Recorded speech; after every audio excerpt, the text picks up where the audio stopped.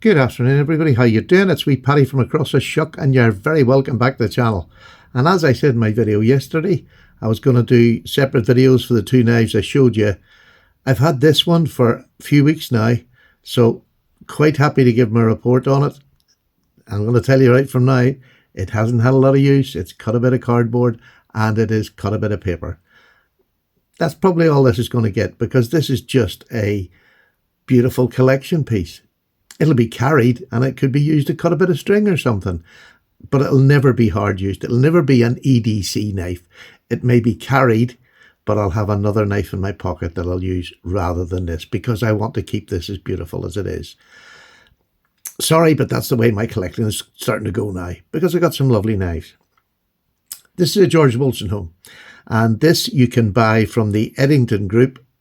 It's the Egginton Brothers, and it's the eggintonggroup.co.uk, but you'll see that later, and I'll put it down in the description where you can go. You can go onto the website and you can see and buy what they have on there. And they have some beautiful knives and some working knives. They do a selection of the British name makers that George Wostenholm, Joseph Rogers, Iberson, and a couple of other smaller brands that they still do make a couple of knives for. This is a small concern. These are handmade knives, so you'll get something different here than what you'll get in the north, like on Amazon or whatever. You'll get special knives, like this one is an exquisite knife, and this is the way it comes to you.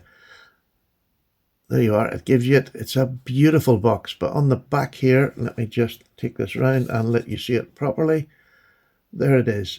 That's the Egginton. That's where you go on Google, and you just go into their website and view their shop and have a look at what they've got. And they're very competitive prices for a handmade knife. Stunning. Love that little box. Very simple, very solid. The slip comes off it. Then you have the Egginton Brothers there in 1872. That's when they took over. And lovely foam inserts for your knife. It is just beautifully, very simple, but very well done. Very good, solid boxes, not just flimsy. I think it's brilliant. And this little cover to keep it all together, I think, is class. And that's what this knife is, class. Let's take her off its little stand now, and we shall look at the knife. Let's throw that over there. There you go. So I'm going to close it, and we'll get a close-up of the knife. This is burlwood, poplar burl. Absolutely gorgeous. And I love this IXL. I have these things for Barlow's. I like something written on the bolster, you know, to do with a knife, obviously. I don't mean a sort of advertising knife, but I love Barlow's that have writing on it. I also love this down here. I think I have a case that's got it down here as well. I love it. It really looks nice. This has been beautifully hafted. It is so smooth. It's unbelievable. You don't feel anything. It is beautiful. And a rat's tail bolster. And the rat's tail is just a thicker line bolster. It's a deeper line. It's just like the thickness of a small mouse to a big rat. That's it, going across your thing. That's why it's called the rat's tail. But beautifully made, beautifully centered. There we go. He said, yeah, it's absolutely up the hey diddle diddle. Let me just show you. Oh God, I can't really get that right to show you. But it is nicely up the centre. Beautiful blade. Backspring, highly polished this knife is. I don't have a huge amount of highly polished knife, but this one's highly polished. And its fit and finish is really good.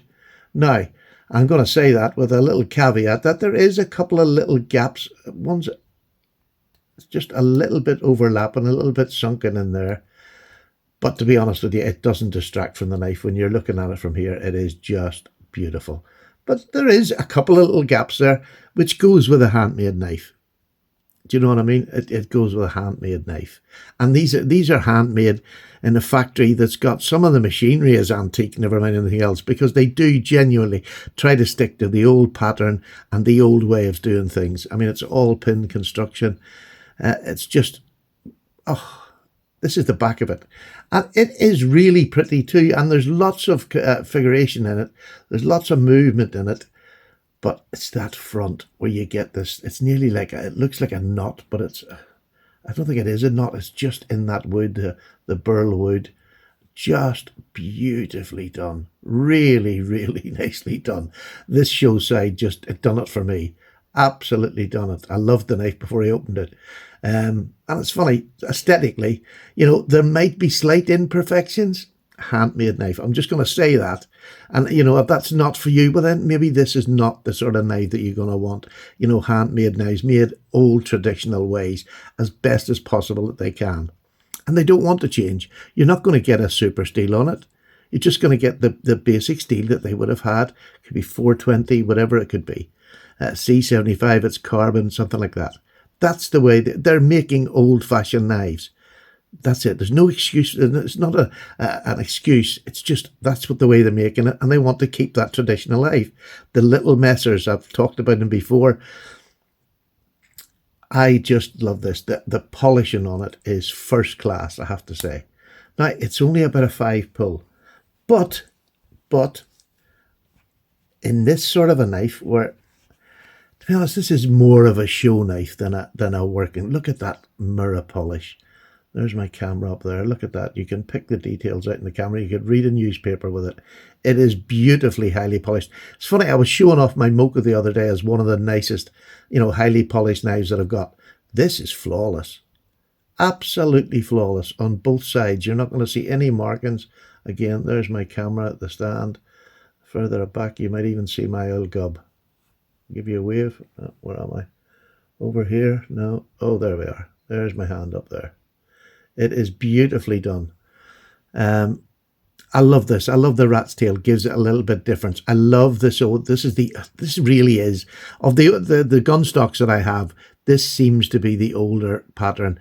It's not exactly the modern ones are making the butt more clear to see, but this is the way they were made in years gone by, because I've got a couple of old ones and it's exactly this shape. Exactly this shape. And a Japanese one, exactly this sort of shape. But just lovely. I love the IXL on the blade. It's stamped in there. It's not just stamped or engraved, but it's deep. You can feel it. You can feel it as you rub your finger over it. And there we have the Wostenholm tang stamp. And on the other side, it says oil the joints, which it used to say on the older knives. So it really is just a take on an older knife, but zooshed up. Zooshed up, that's my new word. It's been shooshed up, and it's beautiful. I love the way the blade is decanted down. I think it in the hand, it is perfect. Gets you down where you don't have to lift your hand away up here. That's perfect for a little pocket knife, but it's also pointing straight in front of you. You want to get something straight in front of you. The dexterity you have, it's just beautiful. Beautifully done knife, and it's wood. It feels lovely. I am a wood lover, I have to say. I'm a tree hugger. So it is a stunning knife. And this is terrible, right? This is terrible. I had this knife given to me. So, I mean, I've always said I don't tell lies about the knives I've got. And I'll tell you the little flaws that, there's a little bit of gap and it's very slight in the back. It's never going to affect the knife. It is beautiful. It really is beautiful knife. The only slight thing that it's got going against it for me, and this is just for me, this is definitely not a user. If you can afford to buy something like this as a user, more power to you. It's not in my price bracket. I wanted this knife for just to look at, to have in my collection, to take out and use slightly. Just to cut a bit of paper, to cut a bit of receipt paper, do anything. A label off of my wife's dress or something like that. It's not going to be a user. It's not going to be an EDC knife. It's just too beautiful for me. And I'm different. A lot of people can afford this, drop a hat, go and get it and just use it. I'm just can't do that anymore. I've got so many nice knives, I can't do that. But I do carry them all. That makes if that alleviates my problem, I do carry them because I love showing them off to people. When somebody says, what's in your pocket? I can bring this out with pride and just show British workmanship. Handmade knives still being done, as close to the old-fashioned way as we do now in a modern world. Because everything changes a bit. It has to. But just, I think everything about this just hits you up the face. This is a very, very special knife. Now, plenty of other knives that I've seen that are this standard cost much more than this.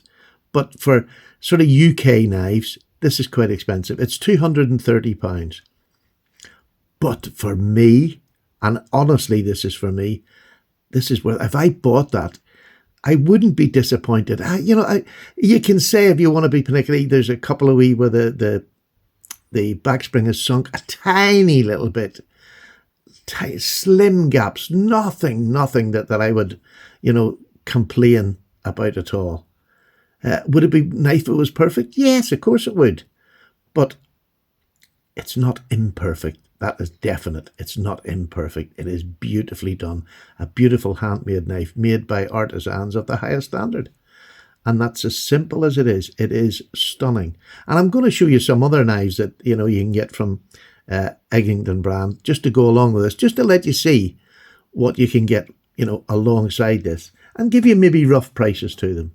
I mean, that's a really high-end one. It's the most expensive one I've seen. Most of their other expensive knives are around 130, 140, 150 maybe, but they don't go much above that. They still make the basic knife. Now, this is an older one, but it's still working perfectly well. Good backspring in this, nice and solid, just a beautiful knife. Again, the Wostenholm, and you can see that on there. This is a lovely knife with a long pull clip point. Just a beautiful clip point. This is just a perfect everyday carry Barlow. I adore this knife. Perfect in the hand. You have a nice ricasso, which a lot of the British knives would have. Maybe, more than most, let's put it like that. I love that. We can get right up against it, but it's your security blanket. It's not going to break through it. It's just perfect. So for ease of use, this is the one that I'm going to reach for and use. Much more than I'm going to use that. I might even carry these too, because a Barlow's big enough for me. I don't need any more than an average size Barlow. So that would be two that I would take. That's the user. That's the showy off. And if you can't show off what you've got, what's the point of having it? That's my idea anyway. So, and then here's this one is another, I think this is another, no, this is a Joseph Rogers. This is a Joseph Rogers. Look at that, with a star on the cross, the Maltese cross. And this is in stag. Look how beautiful. I love that on the bolster. I like a Barlow with something. That is just sexy. Just sexy, sexy, sexy. All day long. Fit and finish. Really good on this again. Again, a slight little bit of gapping up there. And I'm being really pernickety because these are beautiful knives. They are beautiful knives. There is tiny blemishes, and this one costs, I think, about, I don't know, £100 or somewhere around that price range in stag. Maybe a little bit more than that, but it is just stunning. A real stunning knife. Love it. And then we're going to go back to this beautiful knife. I just got recently. This is a commemorative one for the Cutlers Association, 400-year, always run committee, 400-year-old the Cutlers Association. I think I'm probably not getting that right. And this is a Wostenholm as well. But what a beautiful, again, burl that has been dyed green. It is a beautiful color, and this is the green that's on the flag that they have. It's just beautiful. And again, look at that on the bolster, the cross swords and the dates in it, 1624 to 2024. Continuously a working group. I just adore this. Beautiful. Again, highly polished. They really do a good job. I mean, the other was talking to Rasputin's cattle there. I mean, Case do the most beautiful mirror polishes now. This is every bit as nice. Every bit as nice. And I just adore it. I mean, this is a rarer piece. They're only making a certain amount of these. I love that. I love getting something that's just that little bit more unusual than what you'll see.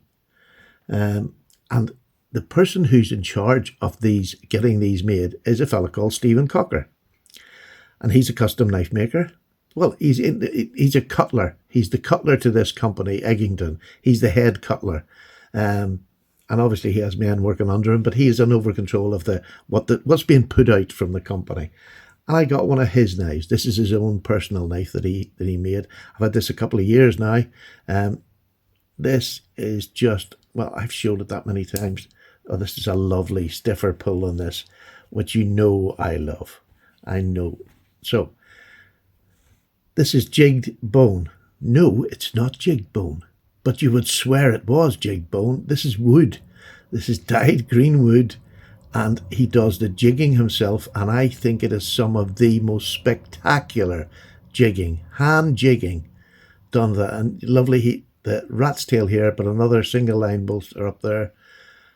Absolutely stunning little knife. When I got this, it was what I thought was a little bit thick behind the edge. So what did I do? I just put my edge on it, took it back, and now it is an absolute grand. I use this. I absolutely use this. I think the difference, you get something like this, which is beautiful, absolutely lovable, but usable for me, rather than something that's got all the details of, something like that on it. And it's an exclusive, you know what I mean? It's not going to come round every now and then. But this is a beautiful, I carry it. I've got a lovely edge on it now. I ain't going to be slicing many grips. This is just a cutter. But again, I don't overuse this. I'll usually have something, maybe not, of these makes, but I'll have a rougher knife that I'll take with me. But I love carrying this. I love letting knife people see this wood that has been jigged, because honestly, you couldn't tell that wasn't bone. But it is just so perfectly done. So the Egginton brothers, I really do suggest that you go onto their website. Again, I'll put it down in the description. Go onto their website and have a look at the offerings they have. This is by far the dearest so far that I've seen. I think it's beautiful. They have another knife out, another Barlow out, and it is just stunning with a spear point on it, which is just a fat spear. Beautiful. That's my kind of knife. I say 3 of these I bought. 2 of them I was given. Heads up, that 2, I was given this one and I was given this one. The rest I bought. So this is not me saying about, a company that just give me knives. I have bought their knives. And this is more recent than, this was out after this one. I bought that because I like them. I bought this of Stephen, and I bought this one as well, although it's an older knife. So these 2 I was given.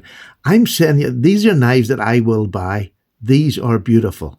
And although this is a little bit expensive, and it has a couple of flaws, they're only minor flaws to me. Of the overall beauty of that knife just stuns me. I just adore it.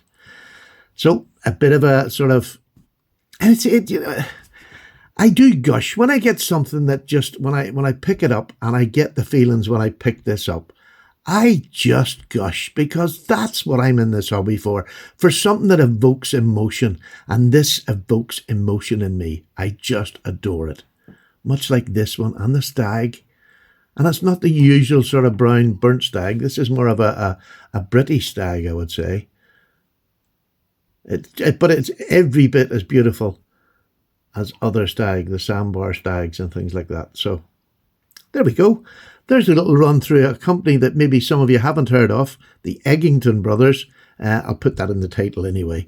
But it's I'll give you the proper email address where you can go on and see their site. Not email, what do you call it? Internet? Yeah, that'll do. Internet. I'll put it down below. You know where to go. Stop looking at me. I know nothing about this stuff. I'm old and decrepit. Take care, everybody. It's been lovely talking to you. Lovely to show these knives off. Again, British knife making, handmade knives. I just adore them. Take care. Bye-bye now.